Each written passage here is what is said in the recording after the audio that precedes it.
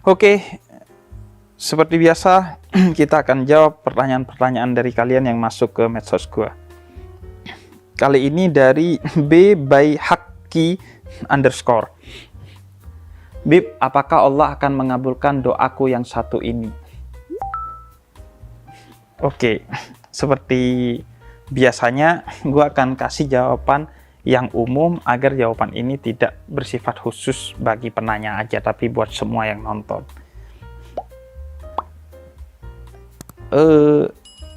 Apakah Allah akan mengabulkan doa saya? Atau kenapa Allah tidak mengabulkan doa saya? Gini, dalam surah Al-Ghafir ayat 60, Allah telah berjanji, Ud'uni astajib lakum. Berdoalah kepadaku, mintalah kepadaku, maka pasti akan aku kabulkan. Dan Allah selalu menepati janjinya. Sehingga jangankan manusia yang berdoa, apalagi manusia yang menjadi hambanya dengan baik.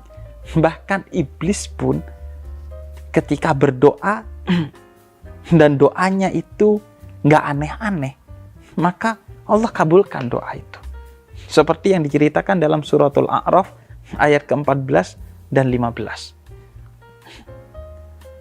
Yakni ketika iblis diusir dari surga karena tidak mau bersujud kepada Adam sebagai perintah Allah, iblis minta ditangguhkan sampai hari dibangkitkan. Dan Allah menjawab, oke, aku akan tangguhkan kamu sampai hari dibangkitkan. Ibnu Katsir ketika membahas ayat ini mengatakan, karena permintaan iblis itu gak aneh-aneh, yaitu ada hikmahnya dan tidak bertentangan dengan kehendak Allah yang memang ingin menguji iman setiap manusia yang mengaku hambanya yang taat, maka doa iblis itu dikabulkan oleh Allah. Karena hikmahnya sebagai ujian bagi ketaatan yang dilakukan oleh setiap hamba, sekaligus itu memang kehendak Allah. Allah menginginkan semua kebaikan yang kita lakukan itu diuji. Kata Allah, gak bisa lu mengklaim bahwa, oh iya, gue udah baik tanpa diuji. Justru untuk memastikan kebaikan itu karena memang bersumber dari diri lu yang berdaulat, itu diuji. Karenanya, kata Imam Abdullah bin Alwi Al-Haddad, puncak dari kebaikan itu, apakah benar-benar ikhlas atau tidak, adalah ketika diuji. Misalnya, lu sholat subuh berjamaah di masjid nih. Suatu hari ketika lu tiba-tiba ngantuk banget, lu gak sholat subuh berjamaah di masjid. Atau ketika ada angin yang dingin banget, lu gak sholat subuh berjamaah di masjid. Berarti kebaikan lu itu belum sampai titik ikhlas. Karena lu menjadi baik hanya karena kalau tidak ada angin yang membuat lu dingin atau tidak ada rasa kantuk yang membuat lu pengen tidur lagi. Berarti belum murni itu. Berarti lu gak lulus ujian yang diberikan oleh Allah. Gak lulus SNI, standar norma ikhlas. Jadi doa, kalau iblis saja yang berdoa Allah kabulkan, apalagi kita hamba Allah yang mulia yang berada di jalan Allah. Jadi pasti semua kita yang berdoa akan dikabulkan doanya. Tapi Bib, serius deh, ada doa gue yang sampai sekarang gak dikabulkan kok. Fakta. Oke, kenapa doa itu tidak dikabulkan? Sebenarnya doa itu bukan tidak dikabulkan. Yang menyebabkan doa itu tidak dikabulkan kemungkinan dua. Yang pertama, lu gak sadar kalau sudah dikabulkan, atau lu yang menyebabkan doa lu tidak dikabulkan, bukan Allah. Pertama, lu gak sadar bahwa doa itu dikabulkan oleh Allah bukan di waktu yang cepat, tapi di waktu yang tepat. lu minta, ya Allah, semoga besok kerjaan saya lancar. Tapi besok bukan waktu yang tepat untuk lu mendapatkan kelancaran pekerjaan itu. Karena kalau besok lu lancar, lusanya lu jadi males misalnya. Sehingga itu akan menjadi keburukan bagi lu. Karena lu belum siap untuk menjadi pribadi yang sukses. Maka Allah tangguhkan tuh. Allah tunda mengabulkan doa lu sampai waktu di mana lu siap untuk kerjaan lu sukses, mental lu siap, sehingga ketika lu sukses lu gak sombong. Sehingga kesuksesan lu menjadi benar-benar kebaikan buat diri lu, bukan menjadi justru keburukan bagi diri lu. Jadi itu yang pertama. Kemudian yang kedua, Allah katakan, asa antakrahu syai'an wa huwa khairun lakum wa asa antuhibbu syai'an wa huwa syarrun lakum. Bisa jadi yang lo anggap baik sebenarnya itu buruk. Sebaliknya yang lo anggap buruk bisa jadi itu baik. Berapa banyak dari lo misalnya yang udah pacaran dengan seorang yang lo cintai sepanjang 7 tahun, tapi justru menikah dengan orang yang baru lo kenal beberapa hari, beberapa minggu, atau beberapa bulan. Iya nggak? Banyak dong. Kenapa? Karena justru yang terbaik bagi lo adalah yang lo kenal baru beberapa hari, beberapa minggu, atau beberapa bulan itu. Bukan yang lo pacarin selama bertahun-tahun itu. Jadi, karena kita lemah untuk mengetahui mana yang terbaik untuk kita, sehingga Allah mengabulkan bukan sesuai dengan yang kita inginkan, tapi sesuai dengan yang kita butuhkan. Karena itu kata Sayyidina Ali, aku bersyukur jika apa yang aku minta kepada Allah tidak dikabulkan, karena berarti yang diberikan oleh Allah kepadaku adalah yang terbaik menurut Allah, bukan yang terbaik menurutku. Karena yang terbaik menurutku belum tentu itu sebenar-benarnya yang terbaik. Karenanya ketika lu merasa doa lu gak dikabulkan, bersyukurlah sembari mencari apa sih sebenarnya yang Allah jawab atas doa gua. Karena pasti dijawab oleh Allah, pasti dikabulkan. Oh, ternyata gua minta ini gak dikasih karena diganti oleh Allah dengan yang terbaik. Nah, kalau lu gak sadar itu yang bahaya.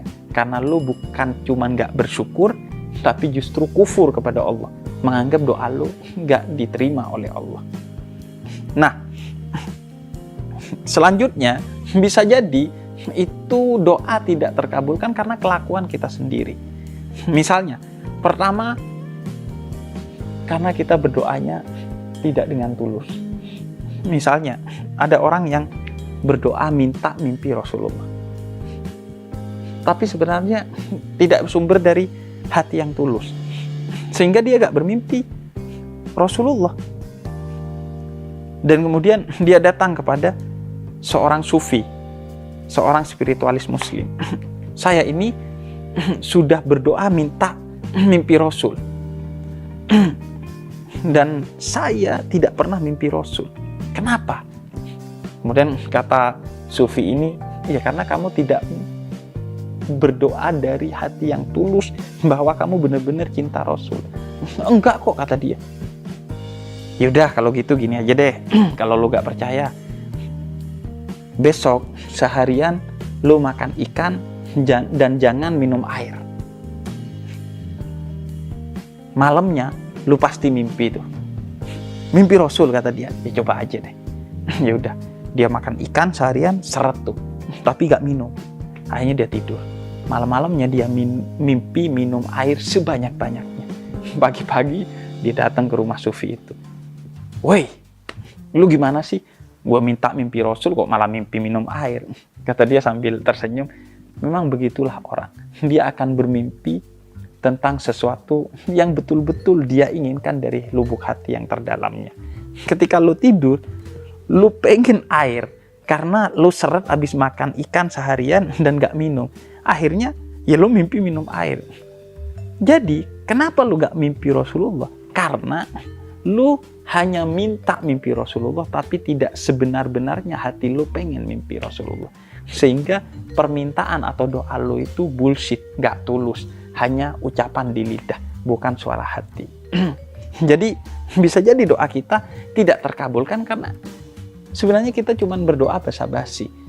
Buktinya, berapa banyak majelis yang ketika ceramah dia dengerin, tapi ketika ditutup dengan doa, dia sibuk main HP, dia sibuk ngambil makanan yang telah dihidangkan. Padahal inti dari satu majelis itu, kata Nabi Muhammad, adalah doa. Tapi berapa banyak orang yang meremehkan doa. Ya cuman amin, amin sekenanya. Gak dengan tulus mengamini doa kita. Dan kemudian bisa juga doa kita itu tidak terkabulkan karena kita tidak berusaha untuk mewujudkan doa itu. Karena doa itu meskipun dikabulkan oleh Allah, tapi melalui perantara sunnatullah atau hukum alam yang berlaku di muka bumi ini.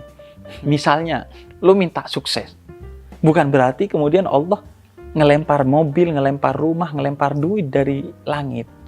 Gak gitu, bro. Gak gitu konsepnya. Ketika lu minta sukses, mungkin justru Allah memberikan beban kerjaan yang berlipat-lipat kepada lu.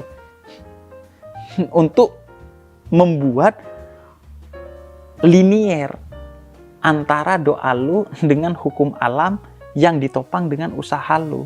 Sehingga dengan beban yang berlipat-lipat, profesional lu meningkat, kinerja lu meningkat, sehingga lu kemudian menjadi orang yang layak untuk sukses karena sudah menjadi pribadi yang profesional, visioner, dan selalu bekerja keras.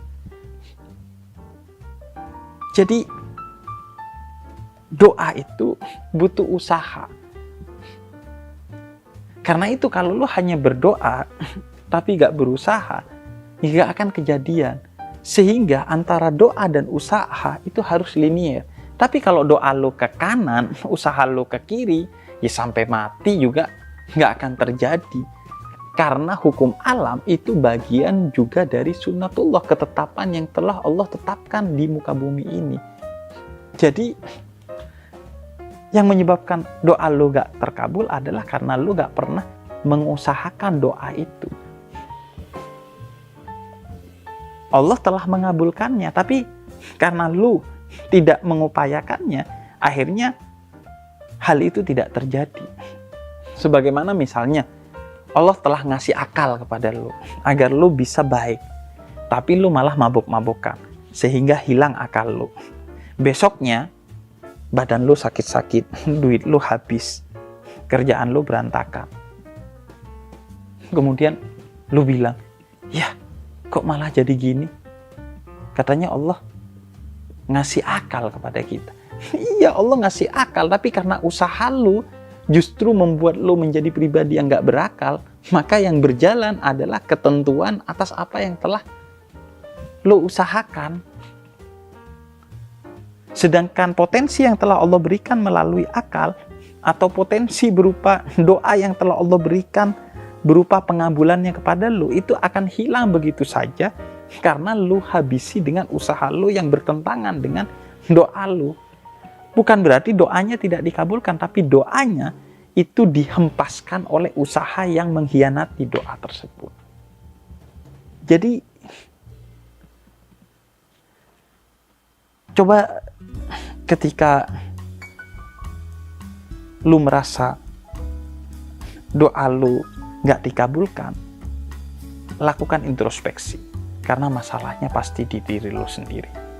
Dan kalau lu nanya apakah Allah akan mengabulkan doa lu selama doa itu baik dan tidak bertentangan dengan kehendak Allah atau ketentuan Allah atau sunnatullah atau simpelnya hukum alam, maka doa lu pasti dikabulkan.